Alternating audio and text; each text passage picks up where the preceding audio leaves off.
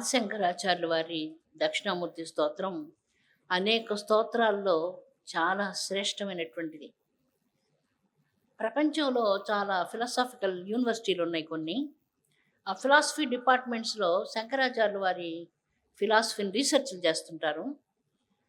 మొదటిసారి మేము లండన్‌కి వెళ్ళినప్పుడు ఒక స్పీచ్ అక్కడ శంకరాచార్యులు వాళ్ళ యొక్క డిపార్ట్మెంట్‌లో దక్షిణామూర్తి స్తోత్రం గురించి మాట్లాడమని అడిగినప్పుడు దీని గురించి అక్కడ మాట్లాడాను నేను.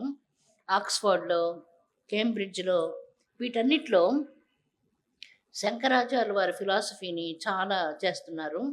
అలాగే కొలరాడో యూనివర్సిటీలో ఎక్కువ శంకరాచార్య ఫిలాసఫీ భారతదేశం యొక్క ఈ యొక్క వేదాలు వాటన్నిటి మీద చాలా రీసెర్చ్‌లు చేస్తుంటారు. ఎక్కువ శంకరాచార్యులు అంటే ప్రపంచానికి చాలా ఇష్టం. అద్వైతం నేర్పించినందువల్ల చాలా వరకు ప్రపంచం శంకరాచార్యుల వారిని కోరుకుంటుంది. ఈ డిపార్ట్మెంట్స్‌లో దీని మీదే రీసెర్చ్‌లు జరుగుతుంటాయి. మెయిన్‌గా దక్షిణామూర్తి స్తోత్రాల మీద రీసెర్చ్ జరుగుతుంటాయి. మొట్టమొదటి శ్లోకం యో బ్రహ్మాణం విదధాతి పూర్వం యో వై వేదాంచ ప్రహిణోతి తస్మై తంహ దేహిమాత్మ బుద్ధి ప్రకాశం ముముక్షుర్వై శరణమహం ప్రపద్యే.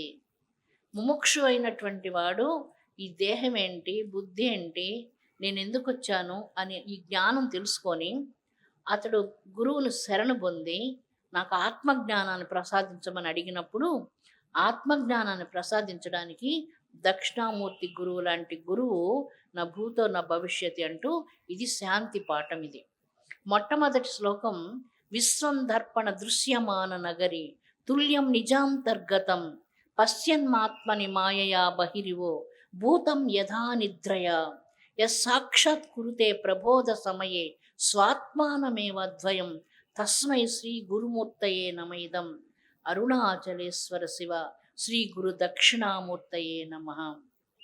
ఈ శ్లోకం అర్థం ఏంటంటే మాయా స్వరూపాన్ని గురించి చెప్తుంది.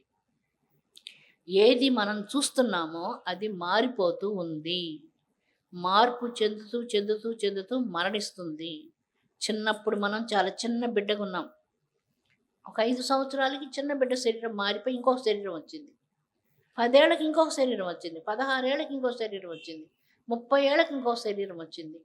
మన పాత ఫోటోలన్నీ చూసుకుంటుంటే అప్పుడు ఎంత బాగున్నాం, ఇప్పుడేంటి ఇలా అయిపోయాం అనిపిస్తుంది. కాబట్టి ఇలాగా మన శరీరం మారిపోతూ మారిపోతూ ఒక రోజుకి ఈ శరీరం రాలి పడిపోతుంది. రాలి పడిపోయిన దానికి చెట్టు ఏడవకూడదు. మళ్ళీ ఆ స్థానంలో మరి ఒక చిగురాకు పుడుతుంది. ప్రకృతి నియమం ఇది. అందుకని ఈ మాయాస్వరూపాన్ని వర్ణిస్తూ ఇక్కడ ఏం చెప్తున్నాడంటే ఈ విశ్వం అద్దంలో చూసినటువంటి దృశ్యం లాంటిది, ఇది మారిపోతుంది. ఇదే పర్మనెంట్గా ఉండాలని కోరుకోకు. దీని వెనక ఏది సూక్ష్మంగా మాట్లాడాను నేను. ఎక్కువగా ఏంటంటే దీని గురించి మాట్లాడంటే ఒక శ్లోకం బయటకు రావాలి అని చెప్తుంది. రెండవ శ్లోకంలో బీజస్యాంతరివాంకురో జగదిదం ప్రాగ్నిర్వికల్పం పునః మాయాకల్పిత దేశకాల కలన వైచిత్ర చిత్రీకృతం మాయావీర విజృంభయత్యపి మహాయోగేవ యస్వేచ్ఛయా తస్మై శ్రీ మమ గురుమూర్తయే నమైదం అరుణాచలేశ్వర శివ శ్రీ గురు దక్షిణామూర్తయే నమః. ఇక్కడ మనం ఒక డాక్టర్ దగ్గరికి వెళ్ళాం.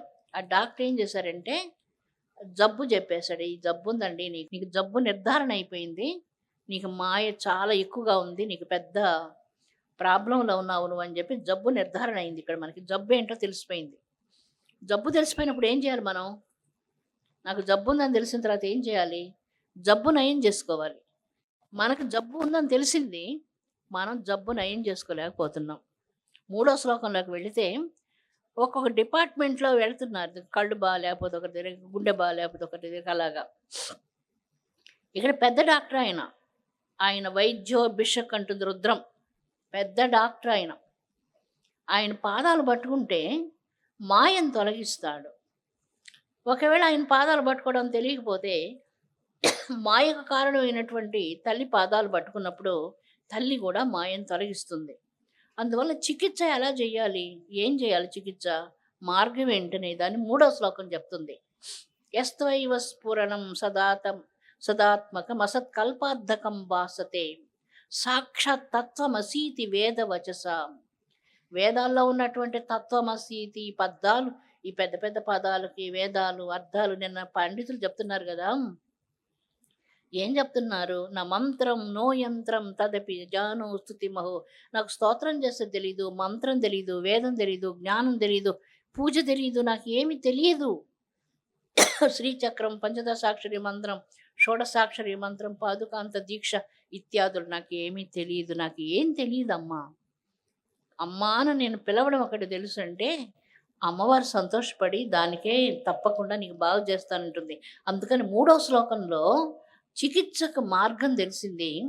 ఏం చేయాలి అనేటువంటిది డాక్టర్ దగ్గరికి వెళ్ళి మనం నిలబడుకున్నాం.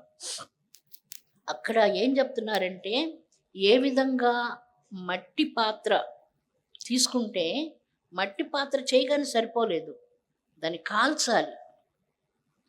నిప్పుల్లో పెట్టి మట్టి పాత్రను కాల్చాలి. కాల్చేటప్పుడు మంట పడుతుంది కదా, చాలా మంట పడుతుంది. అది ఓర్చుకోవాలి మట్టి పాత్ర. ఈ ట్రీట్మెంట్ అప్పుడు ఓర్చుకోవాలి, కష్టాలు ఓర్చుకోవాలి. మనం కష్టాలు వస్తున్నాయని మనం ఏడవకూడదు, బాధపడకూడదు. ఇవి మనల్ని సంస్కరించడానికి వచ్చాయి. ఒక రాయి శిల్పంగా మారాలంటే చాలా దెబ్బలు తినాల్సిందే. ఒక బంగారం అద్భుతమైన ఆభరణంగా మారాలంటే అగ్నిలో కాలాల్సిందే. ఒక మట్టి పాత్రగా తయారు కావాల్సిందంటే అగ్నిలో కాలాల్సిందే. ఒక బీజం, ఒక మర్రి విత్తనం చిన్నదిగా ఉంటుంది. అదే చెప్పాడు ఇక్కడ, బీజస్యాంతరివాంగురో జగదిదం. చిన్న మర్రి గింజలాగా ఉన్నటువంటి దాంట్లో తిమ్మమ్మ మర్రిమాన్ అంత పెద్దది ఎలా వచ్చింది? ఎంత పెద్ద మర్రిమాన్ మన డిస్ట్రిక్ట్లోనే ఉంది కదా, అంత పెద్ద చెట్టు ఎలా వచ్చింది? ఆ విత్తనం ఎంతది? ఆ చెట్టు అంత పొటెన్షియాలిటీ ఆ చెట్టులో ఎలాగా ఆ విత్తనంలో ఉన్నది?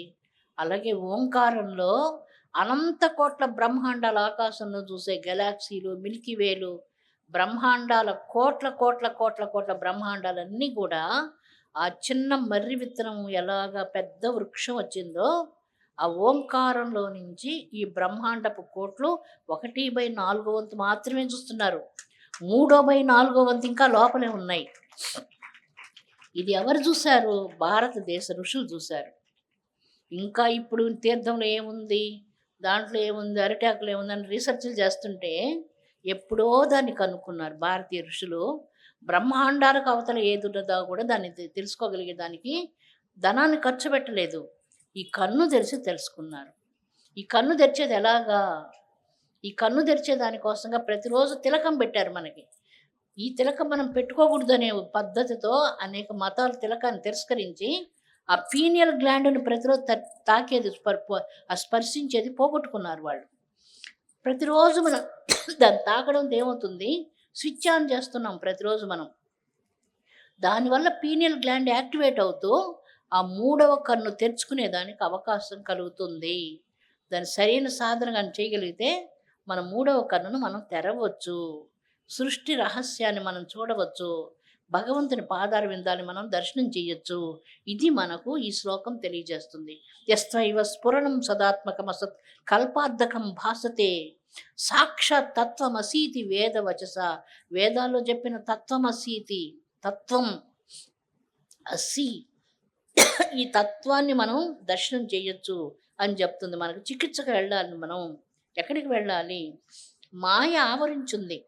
మాయ ఎట్లా ఆవరించిందంటే ఒక పెద్దగా ఒక షల్లులాగా ఆవరించింది. సీతాకోక చిలక ఏ విధంగా దాని లోపల కూర్చొని ఉంటుందో అలాగా మేము కూర్చొని ఉన్నాము. మాయ ఆవరించింది మాకు. నేను, నాది అని అహంకారం, గర్వం, మమకారం, క్రోధం ఇత్యాదులన్నీ మమ్మల్ని ఆవరించున్నాయి. ఇవి నశించినంత వరకు భగవంతుని ప్రకాశాన్ని మేము దర్శించలేము. మాకు ఆత్మజ్ఞానం కలగదు, సాధన రాదు అని చెప్తున్నాడు. నానాచిద్రఘటోదర స్థిత మహాదీప ప్రభాభాస్వరం జ్ఞానం యస్యదు చక్షురాధికరణం ద్వారా బహిస్పందతే జానామే తమేవ బాంతమనుబాత సమస్తం జగత్తు తస్మై శ్రీ గురుమూర్తయే నమైధం అరుణాచలేశ్వర దక్షిణామూర్తయే నమః. ఓ అరుణాచల, మామల ఆవరించింది మాయ. మేము చీకట్లో కూర్చొనున్నాం, వెలుగు మాకు కనపడడం లేదు. ఆ వెలుగులోకి నువ్వే తీసుకురావాలి అంటూ ఈ శ్లోకంలో ప్రార్థన చేస్తున్నాం. మీరందరికీ తెలుసు, మనకి రాహువు సూర్యునికి అడ్డుగా వస్తుంది. సూర్య భగవానుడు 9,00,00,000 మైళ్ళ దూరంలో ఉన్నాడు మనకి. ప్రతిరోజు ప్రాతకాలంలో అంత అనంతమైన వెలుగు భూమి మీదకొస్తూ ఉంటుంది. ఈ అనంతమైనటువంటి వెలుగు భూమి మీదకొచ్చే సందర్భంలో రాహువు అడ్డు ఇస్తుంది. అప్పుడు మనకు ఒక చీకటి ఆవరిస్తుంది. అలాగే దీన్ని దృష్టాంతంగా ఇచ్చారు శంకరాచార్యులు వారిక్కడ. రాహుగ్రస్త దివాకరేంద్ర సదృశో. రాహు ఏ విధంగా సూర్యునికి అడ్డగించి అంత వెలుగును బయటకు రానివ్వకుండా ఆపుతున్నాడో, అదే విధంగా నా హృదయంలో ఏ వెలుగైతే ఉన్నదో ఆ వెలుగు బయటకు రాకుండా నా నా మనసును ఆవరించినటువంటి మాయ అడ్డుకుంటున్నది రాహు రూపంలో. ఈ మాయను తొలగించాలంటూ భగవంతుడిని ప్రార్థన చేస్తున్నాం, గురువును ప్రార్థన చేస్తున్నాం. గురువు ఎవరు? భారతదేశంలో చెప్పారు, గురువు సర్వకారణ భూతాశక్తి. గురువే సర్వకారణాలకు భూతాశక్తి. నువ్వు మొట్టమొదటిసారిగా మీరు ఒక దగ్గర గురువు దగ్గరికి వెళ్తారు. నేను మా గురువుని చూడడానికి వెళ్ళానండి, ఫ్లైట్లో వెళ్ళి ఆయన దర్శనం చేసుకున్నానంటే నువ్వు తప్పు చెప్తున్నావు అని అర్థం. ఆ గురువు నిన్ను పిలిస్తే నువ్వు అక్కడికి వెళ్ళావు. ఆయన పిలుపు వల్ల నువ్వు అక్కడికి వెళ్ళావు. ఆయన కంటి చూపులో నువ్వు పడితే అప్పుడు ఏమవుతుందంటే, ఆ మొదటిసారి ఆయన అంతా నీకు రాసిచ్చేసాడు, ప్రాపర్టీ అంతా. అనుగ్రహం అనేటువంటిది అప్పుడే ఇచ్చారు. నాకు అనుగ్రహం ఇవ్వండి, నాకు అనుగ్రహం ఏంటి, నాకు అనుగ్రహం అడగాల్సిన అక్కర్లే. అది ఒకరవ కాదు, అనంతమైనటువంటి సంపద ఉంది అక్కడ. ఆ సంపదని నీకు గురువు అప్పుడే ఇచ్చేశారు. ఇంకెన్నోసార్లు ఇవ్వాల్సిన అవసరం లేదు. ఆయన కంటి చూపులో నువ్వు పడినప్పుడే నీకు అది లభించిందని చెప్తున్నాడు. అందువల్ల ఇక్కడ ఈ రాహు అనేటువంటిది నీకు అడ్డుగా ఉండి ఆ వెలుగు మూతపడుతుంది. కోపం, గర్వం, అహంకారం ఇవన్నీ రాహు స్వరూపాలు. ఇవన్నీ తగ్గాలి మనలో. ఈ గుణాలన్నీ తగ్గించుకొని మనం ధ్యానం చేయాలి. అమ్మ ఏం చెప్తుందంటే, మీరందరు ధ్యానం చేస్తున్నారు ఆల్రెడీ, మీరంతా మంచి మార్గంలో ఉన్నారు. కొత్తగా వచ్చి నేను ఎవరు ఏం చెప్పాల్సిన అక్కర్లేదు. అయితే ఇప్పుడు ఏమైనా చిన్న చిన్న పొరపాట్లు ఉన్నాయా? చిన్న చిన్న వాటికి కోపం వస్తుందా? చిన్న చిన్న వాటికి విసుగొస్తుందా? ఏ కారణం చేత విసుగొస్తుంది? కారణాన్ని వెతుక్కో. ఆ కారణాన్ని అర్థం చేసుకొని ఆ కోపాన్ని తగ్గించుకో. ఆదిశేషుడు, ఇది ఈశ్వరుడు వచ్చి చివాట్లు పెట్టాడు కదా ఆదిశేషుడిని, 1,00,000 సంవత్సరాలు ధ్యానం చేసి ఏంటయ్యా ఈ కోపం అని చెప్పి అడిగాడు కదా. అలాగా దీన్ని నీకు నువ్వే అడుగు. ఇప్పుడే నీకు నువ్వే దీన్ని ఇప్పుడు అడిగి, ఎందుకు ఈ కోపం? ఇంతకాలం భగవంతుని ప్రార్థన చేస్తున్నాను, 60 ఏళ్ళు వచ్చాయి, మాటి మాటికి ఎందుకింత విసుగొస్తుంది, ఎందుకింత అసహనంగా ఉన్నాను, ఎందుకింత ఇంపేషెన్స్గా ఉన్నాను అనేటువంటిది తనకు తాను అర్థం చేసుకోవాలి. అంతే, ఎవరు చెప్పాల్సిన అక్కర్లేదు. మనకు మనకు మనమే దాన్ని తెలుసుకోవాలి. ఇలాగా ఈ శ్లోకాలన్నీ చెప్తూ లాస్ట్లో చిట్ట చివరికి ఇంకొక మాట చెప్తూ వచ్చాడు. చాలా శ్లోకాలు ఇచ్చాడు. ప్రధాన శ్లోకం ఒకటి ఇచ్చాడు ఇక్కడ, లక్ష్యాన్ని సూచించే శ్లోకం. ఇది అష్టమూర్తి స్వరూపంగా ఉన్నటువంటిది.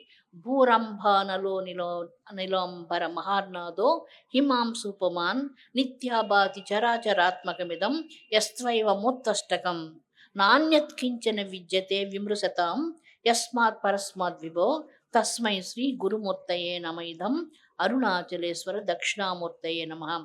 ఈశ్వరునికి అష్టస్వరూపాలు ఉన్నాయి. ఆ అష్టస్వరూపాలతో ఈశ్వరుని రుద్రం చదవకపోయినా పర్వాలేదు, ఈశ్వరునికి అభిషేకాలు చేయకపోయినా పర్వాలేదు. ఆ 8 నామాలతో ఈశ్వరుని ఎప్పుడైతే ప్రార్థన చేస్తారో వాళ్ళకు జ్ఞానోదయాన్ని, మోక్షాన్ని ఇస్తాడని స్వామివారు చెప్తున్నాడు. కాబట్టి ఇక్కడ ఇది ప్రధాన శ్లోకం. దీనికి ఫలశ్రుతిగా 10వ శ్లోకం చెప్తున్నాడు. ఏం చెప్తున్నారంటే, ఎవరైతే ఆ భగవంతుని అనుగ్రహాన్ని కోసంగా ప్రార్థన చేసి ఆయన దగ్గర శిరస్సు వాల్చి నా అహంకారాన్ని నీ పాదాల కింద పెట్టుకోమని కూర్చుంటాడో, దక్షిణామూర్తి స్వామి పిక్చర్ మీరు చూడండి. ఆ చిత్రపటంలో స్వామివారి పాదం కింద ఒక అహంకార పురుషుడు అనేటువంటి రూపం ఉంటుంది. మనిషి యొక్క అహంకారాన్ని ఆయన పాదం కింద పెట్టుకుంటాడు.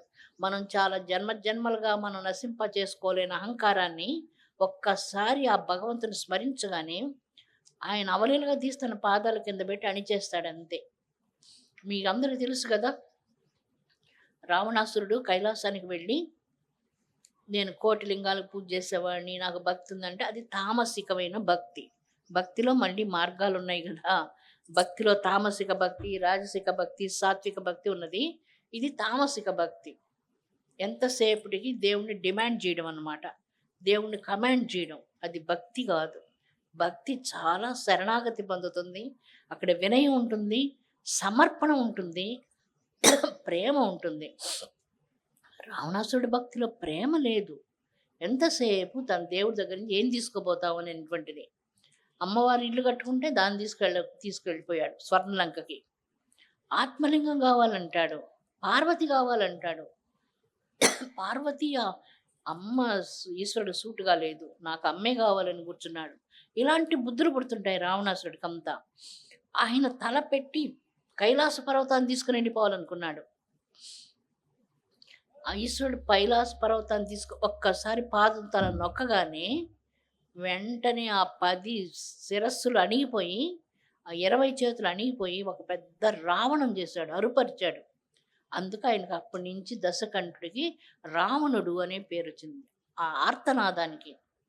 అందువల్ల ఆ పాదం క్రింద ఇలాంటి అహంకారాలన్నీ అణిచివేసేటువంటిది ఆ పాదం. స్వామి, జన్మ జన్మలుగా కష్టపడుతున్నాం, మాయతో కష్టపడుతున్నాం. ఈ మాయను తొలగించి నిర్మల హృదయంతో, పవిత్రమైన ప్రేమతో, పవిత్ర అంతరంగంతో నిన్ను భగవంతుని ధ్యానం చేయాలి. నేను నా ఇష్టదైవం ఏదైనా కానీ దేవుడు ఒక్కడే. నీ ఇష్టదైవం ఏదో ఆ రూపంతో నువ్వు ధ్యానం చేయి, అరూపంగా నువ్వు ధ్యానం చేయి, నిరూపంగా నువ్వు ఏది విధంగా నీకు ఇష్టమో అలాగనే నువ్వు వెళ్ళు. నీ ఏ రూపం నీకు ఇష్టమో ఆ రూపంతో నువ్వు ధ్యానం చేయి. గురు రూపంతో ధ్యానం చేస్తావు అలాగే చెయ్యి. నువ్వు ఈశ్వర రూపంతో ధ్యానం చేస్తావు చేయని. నువ్వు విష్ణు రూపంతో ధ్యానం చేస్తావు, నాకు ఈ రూపాలు ఇష్టం లేదు, నేను నిరాకారంగా ధ్యానం చేస్తా, అలాగా కూడా నువ్వు ధ్యానం చేయొచ్చు. అన్ని రూపాలు ఆ భగవంతునివే, ఆకార నిరాకారాలు 2 ఆయనవే.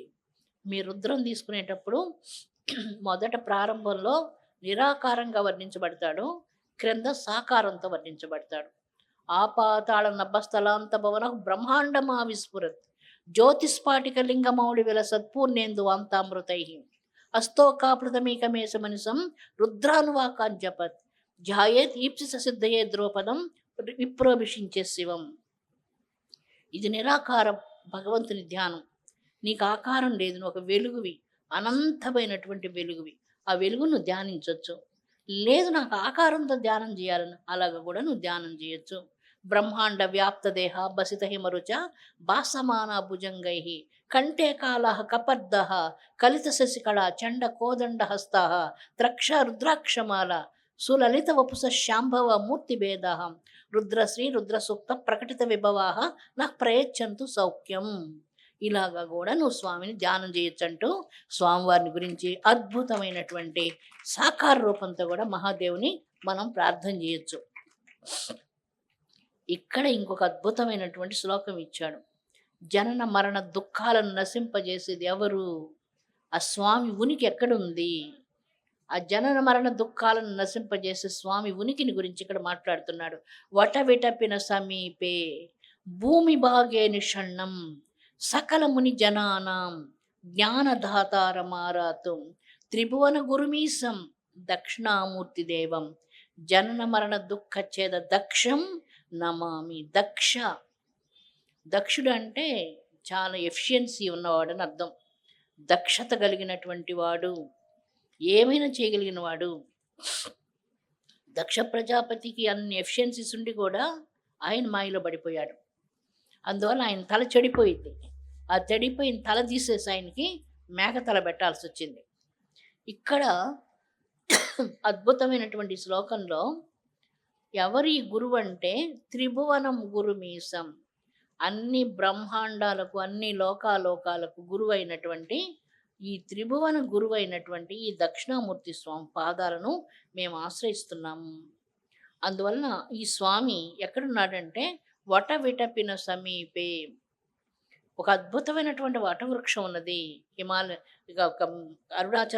అరుణాచలంలో. ఇది చాలా పెద్ద పెద్ద మర్రి ఆకులు కలిగినటువంటిది. ఆ చెట్టు క్రింద కూర్చొని ఋషులందరూ పరివేష్టించి ఉండగా ఆ చెట్టు క్రింద కూర్చున్నటువంటి ఆ స్వామి పాదపద్మాలను ఈ త్రిభువనాలకు గురువైనటువంటి దక్షిణామూర్తి స్వామిని మేము ఆశ్రయిస్తున్నాము. ఆయన ఏం చేస్తాడంటే, మా జననాలు, మరణాలు ఇప్పటి వరకు మేము కోట్ల జన్మలెత్తాం, కోట్ల సార్లు మరణించాం, మళ్ళీ జన్మిస్తాం, మళ్ళీ మరణిస్తాం. ఇంక మాకు చాలు. ఈ జనన మరణ సంసార చక్రం నుంచి మాకు విముక్తి ప్రసాదించమని మేము వేడుకుంటున్నామంటూ ఈ శ్లోకంలో వచ్చాడు. చిత్రం వటతరోర్మూలే వృద్ధా శిష్యాహం గురోర్యువ గురోస్తు మౌనం వ్యాఖ్యానం శిష్యాస్తు చిన్న సంశయాహం. ఈ గురువు మాట్లాడడం లేదు, మౌనంతో ఉన్నాడు. భగవంతుని ధ్యానం చేయాలంటే మౌనం కావాలని ఇక్కడ సూచిస్తూ ఉన్నారు స్వామి. అందువల్ల మౌనం వ్యాఖ్యానం, మాట్లాడతారు, మౌనంతోనే మాట్లాడుతున్నారు. ఈ గురువు యొక్క ఆ మౌన ధ్యానాన్ని నేర్చుకుంటున్నారు శిష్యులంతా. సనక సనందనాథులు, ఋషీశ్వరులు, సప్తర్షులు, వేలాది మంది ఋషీశ్వరులు అందరు స్వామి దగ్గర కూర్చొని ఆయన యొక్క ఇది నేర్చుకుంటున్నారు. నమ ప్రణవార్థాయ శుద్ధ జ్ఞానైకమూర్తయే. ఏం జ్ఞానం ఇంతకు? శుద్ధ జ్ఞానం, చాలా శుద్ధ జ్ఞానం, అహంకారం లేని జ్ఞానం. నాకు అన్నీ తెలుసు, నేను పండితుడనే జ్ఞానం లేదు ఇక్కడ. శుద్ధ జ్ఞానం, శుద్ధ జ్ఞానైకమూర్తయే నిర్మలాయ ప్రశాంతాయ. నువ్వెవరిని ధ్యానిస్తావో అలాగవుతావు. నువ్వెవరితో స్నేహం చేస్తుంటే, ఒక చెడ్డవాళ్ళతో స్నేహం చేస్తుంటే చెడ్డ ప్రదేశాలకు తీసుకెళ్తాడు. నిర్మలాయ ప్రశాంతాయ, ఎవరు నిర్మలంగా ఉన్నారో, ఎవరు ప్రశాంతంగా ఉన్నారో వాళ్ళని మనం ఆరాధిస్తుంటే ఆ నిర్మలత్వం, ఆ ప్రశాంతత్వం మనకి కూడా వచ్చేస్తుంది. ఇదే కదా మనకు కావాల్సింది. ఇప్పుడు మనం నిర్మలంగా లేము, ప్రశాంతంగా లేము, అలజడితో ఉన్నాం, సంసారంలో కష్టపడుతున్నాం. ఈ అలజడినంతా తగ్గించి మాకు శాంతిని ప్రసాదించాలి, విశ్వానికంతా శాంతినివ్వమని ఏనాడో భారతదేశంలో భారతీయ ఋషులందరూ భగవానుని ప్రార్థన చేశారు. ఈరోజు మేము కూడా అదే ప్రార్థన చేస్తున్నాం.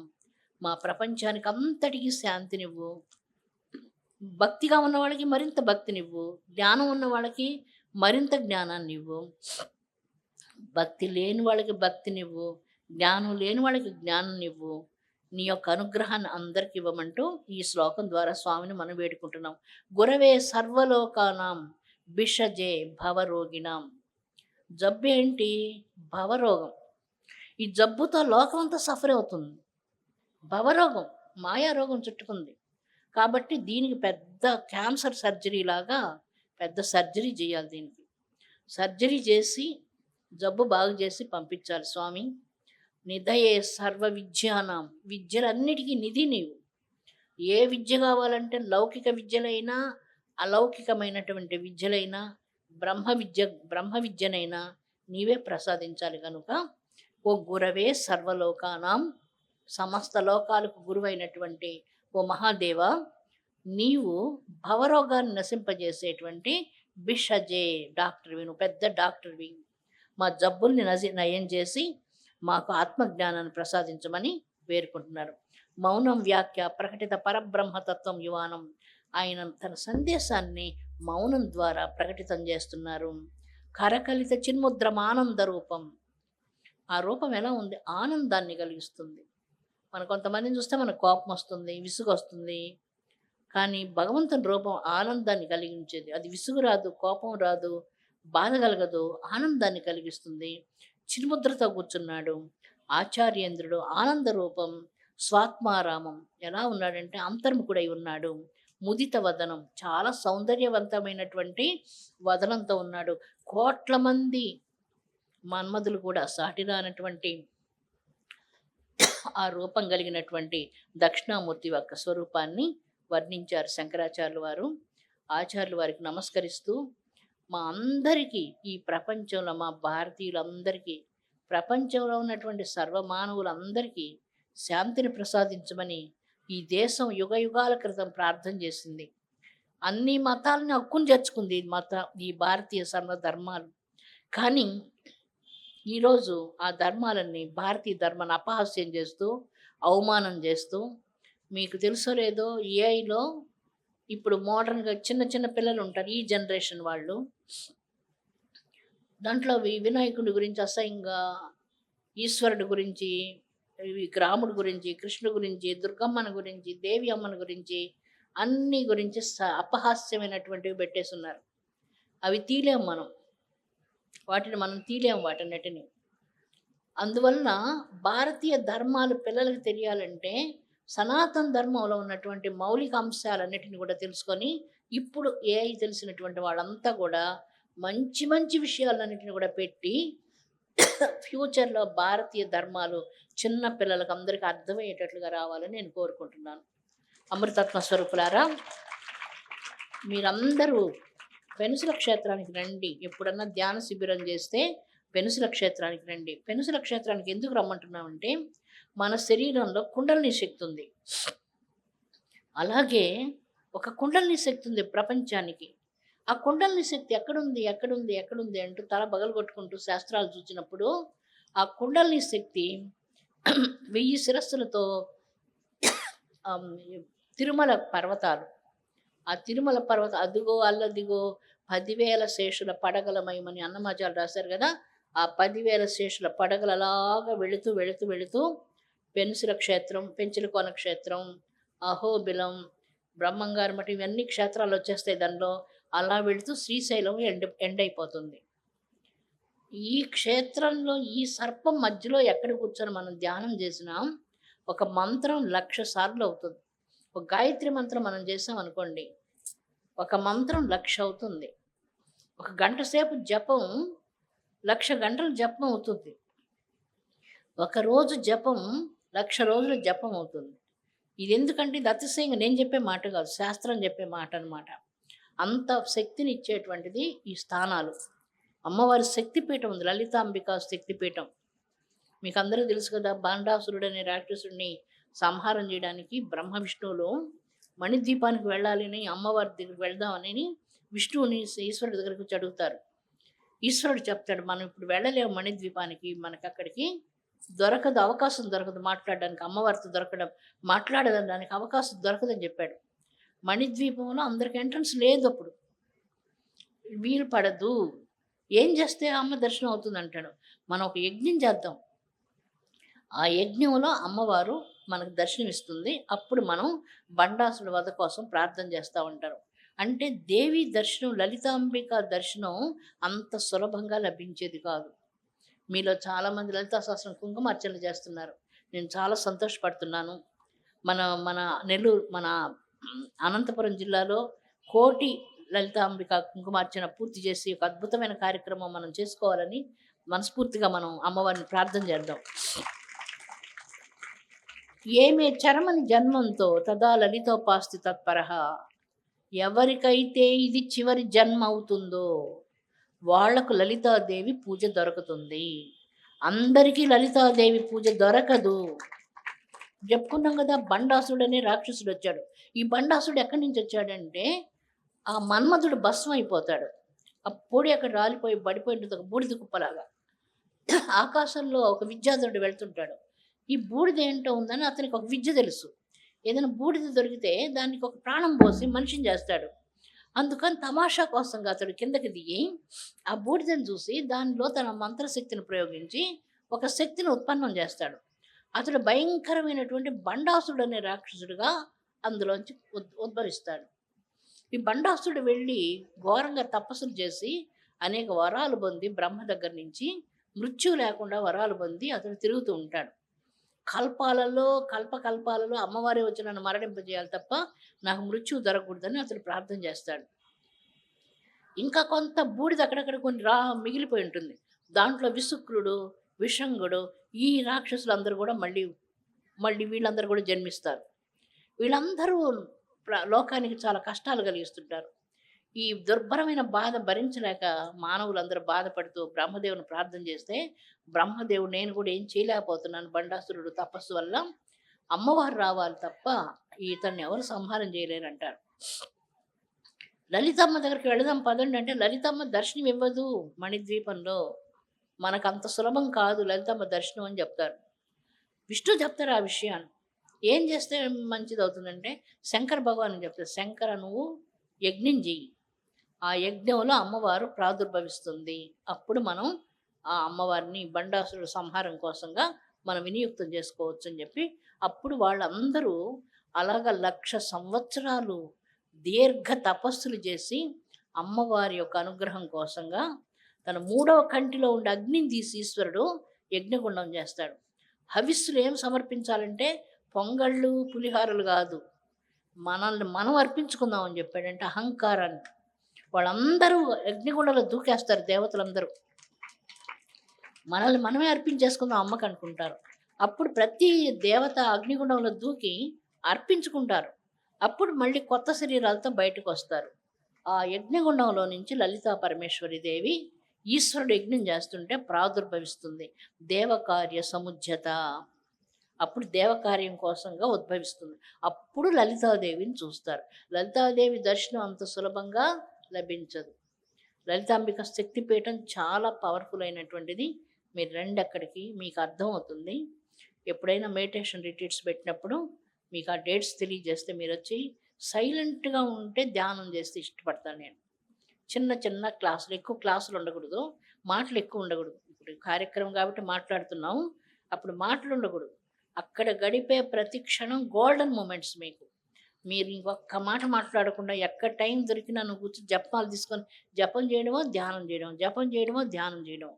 అదే చేస్తూ నీ శరీరం చుట్టూ ఆరాన్ని నువ్వు డెవలప్ చేసుకోవాలి. ఒక మనిషి ఆరా ఎంత ఉంటుంది? ఇంతవరకు ఉంటుంది ఒక మనిషికి. రెగ్యులర్ ఆరా ఇంతవరకే ఉంటుంది, 2 అడుగులు ఉంటుంది. కొంచెం ధ్యానాలు గీనాలు చేస్తే కొంత డెవలప్ అవుతుంది. ఇంకా బాగా ఎక్కువ సాధన చేస్తే ఒక 6 అడుగులు ఉంటుంది. అంతకంటే ఎక్కువ ఉండదు ఆరా మనిషికి. గోమాత ఆరా ఎంత ఉంటుంది? 30 మైళ్ళు ఉంటుంది గోమాతకు ఆరా. ఈ ప్రపంచంలో ఏ ఒక్క దానికి లేనటువంటి ప్రకాశం గోవు తల్లికి ఉంది. 33 కోట్ల దేవతలు గోవు తల్లికి ఉంది. అందువల్ల గోవు తల్లికి నైవేద్యం పెట్టిన, అన్నం తినిపించిన, తీపి పొంగలు తినిపించిన, పండ్లు తినిపించిన ఏ దోషాలు ఉండవు మీకు. మీ శరీరం చుట్టూ కాంతి వలయం తగ్గిపోయి మీరు ఎక్కడికన్నా కర్మంత్రాలకు వెళ్ళొస్తారు, ఎక్కడికన్నా మృత్యువులు చూడడానికి వెళ్ళొస్తారు. ఆరా డ్యామేజ్ అయిపోతుంది. అప్పుడు ఏదైనా ఎక్కువ కోపం వచ్చేస్తుంటుంది, వాళ్ళని వీళ్ళని అరిచేస్తుంటారు, విపరీతంగా కోపంతో కోపపడి డిస్టర్బ్ అయిపోయి ఉంటారు. మీ ఆరా డ్యామేజ్ అయిపోతుంది. గోవు దగ్గరికి వెళ్ళి ప్రదక్షిణం చేసి గోమాతకు అరటిపండు పెట్టి మళ్ళీ మీ ఆరా బ్యాక్ తీసుకొచ్చుకోండి. దాన్ని అట్లే కంటిన్యూ చేస్తే కోపం పెరిగిపోతుంటుంది. నీ మీద నాకు కోపం, నా మీద నీకు, అది ఉండకూడదు. మనకి ఎవరి మీద కోపం ఉండకూడదు. మనకి ఎవరు శత్రువులు ఉండకూడదు. నాకు ఎవరు శత్రువులు ఉండకూడదని నేను అనుకోవాలి. ఇక ఎవరైనా శత్రువులు ఉంటే అది వాళ్ళ కర్మ, అది మనకు సంబంధం లేదు. కాబట్టి ఆ శత్రు భావనే నీ హృదయంలో ఉండకూడదు. పవిత్రమైనటువంటి అంతరంగంతో అమ్మ ధ్యానం చేయాలి. మంచి మనసుతో గాయత్రి జపం చేయాలి. పోయిన సంవత్సరం 2024లో అమ్మ, అప్పుడు ఒక విచిత్రం జరిగింది. మనకు కురుక్షేత్రం సమయంలో ఒక గ్రహణం వచ్చింది. ఆ గ్రహణంలో కృష్ణ భగవానుడు ఆ సుదర్శన చక్రం అడ్డుపెట్టి ఆ గ్రహణ సమయంలో ఆ సైంధవుడు వధ జరుగుతుంది. ఆ గ్రహణానికి ముందు అలాంటి గ్రహణం వచ్చింది 2024లో. దాన్ని రికవర్ చేసుకోవాలంటే గాయత్రి మంత్రం కనీసం కొన్ని లక్షలు జపం చేయాల్సి వస్తుంది. అలా సాధన చేయాలి. మీరు వేకుజామున నిద్ర లేయండి, కొంచెం 5 గంటలకి 4 గంటలకు లేచి ధ్యానం చేసుకొని ఈ కోపాలు గీపాలు ఏమైనా ఉంటే కొంచెం తగ్గించుకునేసి వాటన్నిటిని ప్రతిరోజు సైలెన్స్గా కొంచెం ఈవినింగ్ టైంలో కూడా ఒక అర్ధగంట అయినా ధ్యానంలో కూర్చోవడం, ఇది మీరు ప్రాక్టీస్ చేయండి. పెంచిన కొనకు డైరెక్ట్గా ధ్యానానికి రాకండి. చాలాసేపు కూర్చునే విధంగా రండి మీరు అక్కడికి. అప్పుడు బాగుంటుంది. చాలాసేపు నువ్వు కూర్చోగలిగేటట్టు ఉండాలి. ఎందుకంటే అది తపోస్థానం. అక్కడంతా ఋషులు ఒకప్పుడు తపస్సు చేశారు. అందువల్ల మేము అక్కడ ఏమి యాక్టివిటీస్ పెట్టాం, వేరే యాక్టివిటీస్ ఏ ఉండవు. ఎవరైనా తపస్సు చేయాల్సిందే. అదర్ యాక్టివిటీస్ సిటీస్లో చేస్తాం. పెద్ద పెద్ద కార్యక్రమాలు చేయాలంటే బయట ఎక్కువ జనాల్ని సమీకరించి కార్యక్రమాలు. అక్కడ కేవలం తపస్సు మాత్రం అంతే. ఎప్పుడు సైలెన్స్గా ఉంటుంది. ఈ మధ్య నేను శ్రీలంకకి వెళ్ళొచ్చాను. వెళ్ళేసి నేను రాగానే ఆశ్రమంలోకి అడుగు పెడుతుంటే వెంటనే ఆ శాంతిని ఎంత అనుభవించానని చెప్పలేను నేను. ఆశ్రమం గేట్లోకి అడుగు పెడుతుంటేనే అబ్బా ఎంత శాంతిగా ఉంది, ఎంత శాంతిగా ఉంది, ఎంత శాంతిగా ఉంది అనుకుంటూ అలా శాంతిని అనుభవిస్తూ వచ్చాను. మన ప్లేసే కదా, మనం ఎందుకని అనుకోవాలి అనిపించలేదు. ఆ శాంతి అనేటువంటిది, ఆ ఫ్రాగ్రెన్స్ అంతగా హృదయాన్ని స్పర్శిస్తుంది. ఎందుకంటే ఆ కొండల గాలి గోవిందనామం పలుకుతుంది.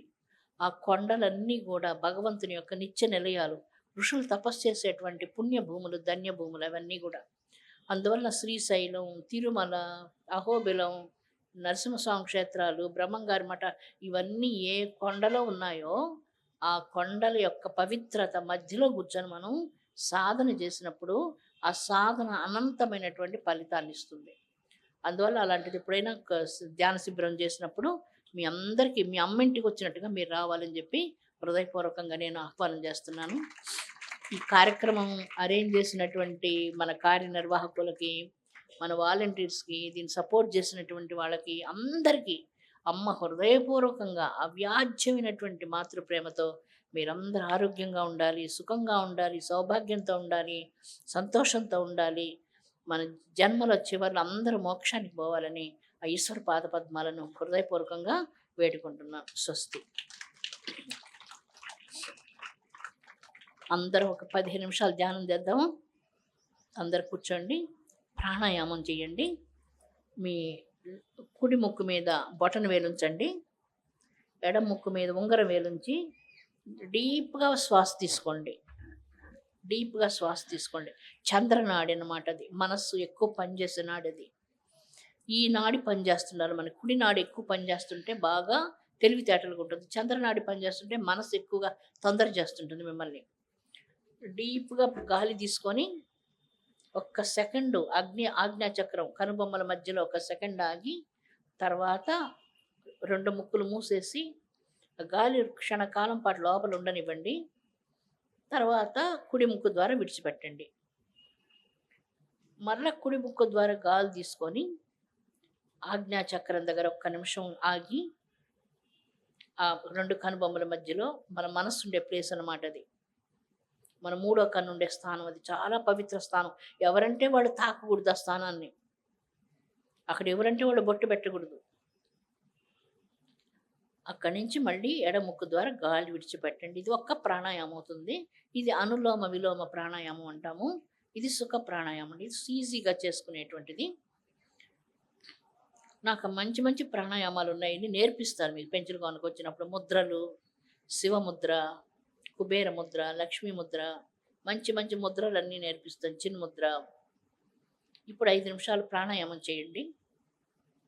మెయిన్ ప్రాణాయామమే మనసును కంట్రోల్ చేసేది. మెయిన్ శ్వాసే మెయిన్ అనమాట మెడిటేషన్లో. త్రయంబకం యజామహే సుగంధిం పుష్టివర్ధనం ఉర్వారుకమివ బంధనాన్ మృత్యోర్ముక్షీయమామృతాత్. ఓం త్రయంబకం యజామహే సుగంధిం పుష్టివర్ధనం ఉర్వారుకమివ బంధనాన్ మృత్యోర్ముక్షీయమామృతాత్. ఓం త్రయంబకం యజామహే సుగంధిం పుష్టివర్ధనం ఉర్వారుకమివ బంధనాన్ మృత్యోర్ముక్షీయమా. ఓం శాంతి శాంతి శాంతి. లోకాన్ సమస్త సుఖినో భవంతు. లోకాన్ సమస్త సుఖినో భవంతు. లోకాన్ సమస్త సుఖినో భవంతు. Thanks for watching. Please comment, like, share and subscribe our channel.